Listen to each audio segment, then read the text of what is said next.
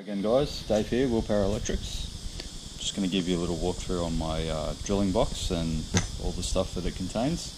This comes out of the van with me every time I bring the pack out, and it's got all my goodies in it.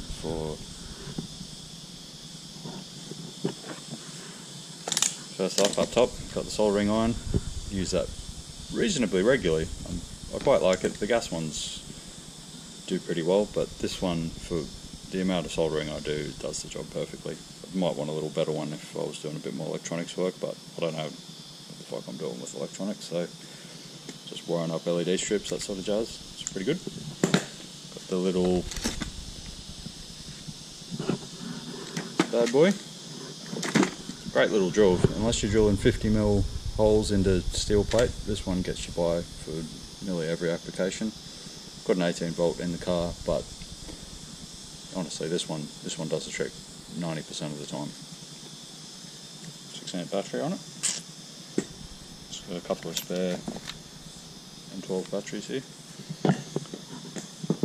Right, we've got a full complement of twist drills.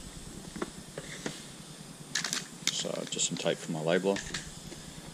I've got these little pencil cases that I like.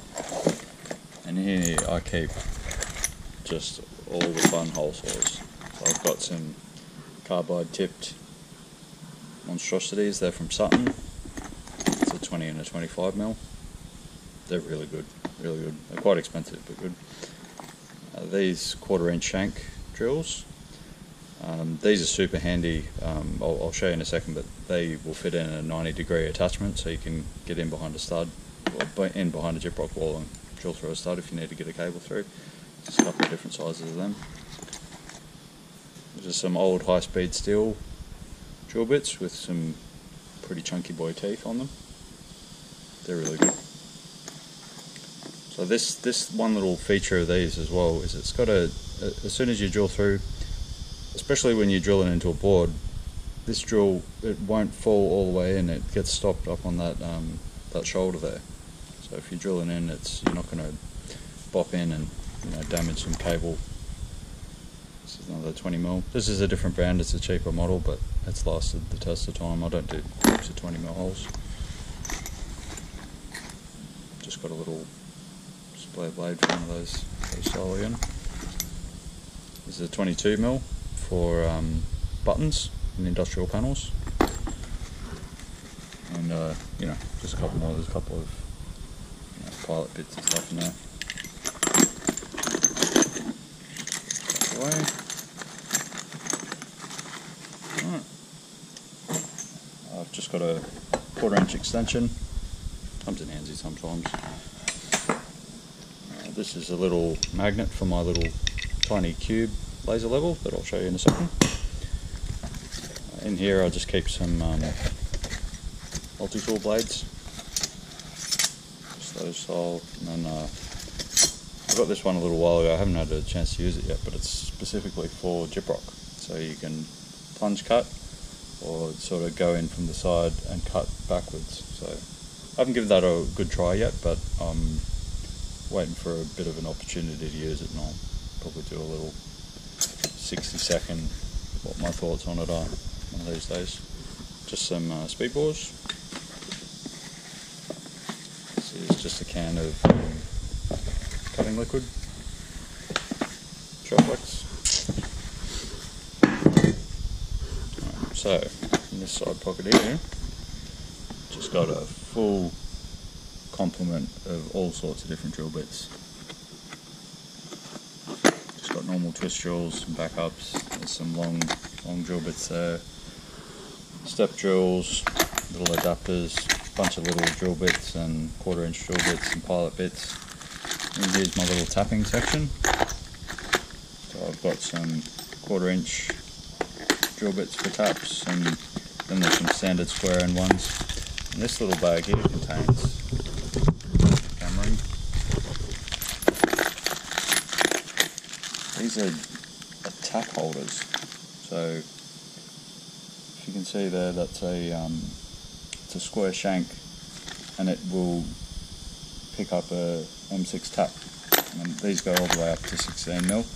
think the benefit of this is if you've got a, what I like to use with it specifically is the wearer ratchet with that 1/4 inch drive there. You can use a ratchet for your taps. Those things, they've gone up in price massively on eBay. I got this set for like $10 and now they're like, you know, $50 or $60. Moving right along. Down here I've just got some tool oil, maintaining the tools. There's a little tap head accessory, a bunch of pilot bits for my other hole saws. This is that 90-degree attachment. I love this thing. It's about $90 or so, but honestly it's saved hours of work.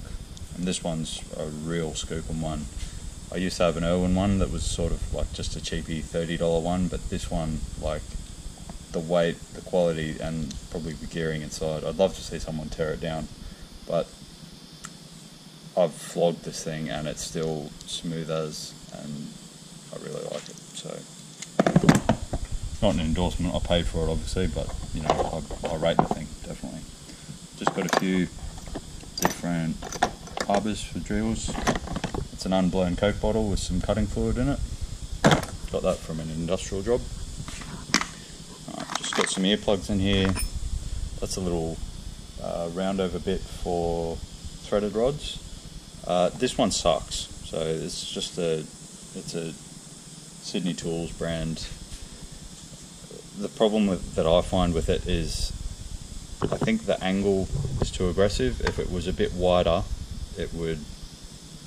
Anyway, the long story short, this thing prevents the bolt from going on because it cuts too much of an angle on the threads and it makes it struggle. It's not very sharp either. I like it in principle, but I'm looking to get a better one. I've been recommended a Warren and Brown, which I might look into. They're about the same price as I paid for this one, so a bit disappointed with that. But in principle, it's a good tool. Just got some solder here for soldering on. Just a lighter for whatever. Some earplugs. There's a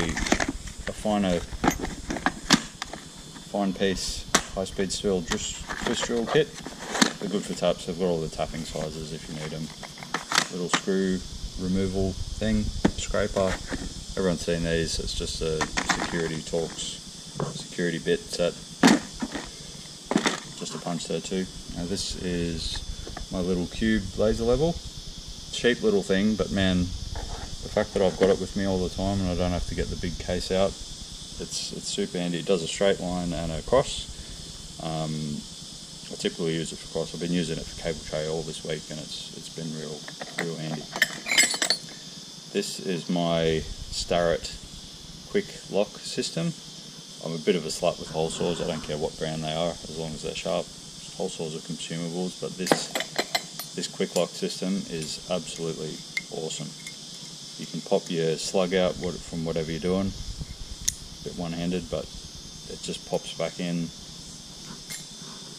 pops out. You can change the bit. It all uses the same arbor. I've got a spare arbor there, but having all your hole saws go off one arbor is just a bit, like, say, even the smaller ones. So I've got a 63 there. That's a new one. But even down to whatever this one is, I think it's 16mm. This hole saw still uses the same arbor, whereas, you know, in traditional hole saw methods, you'd be using something like that to go down to the smaller size. So I really rate this Starrett system. It's absolutely awesome. They're expensive though. I bought it a long time ago, but well worth it now for sure. So yeah, that's the box. I'll have to put it back together off camera, but yeah, thanks for watching. I'll see you on the next one.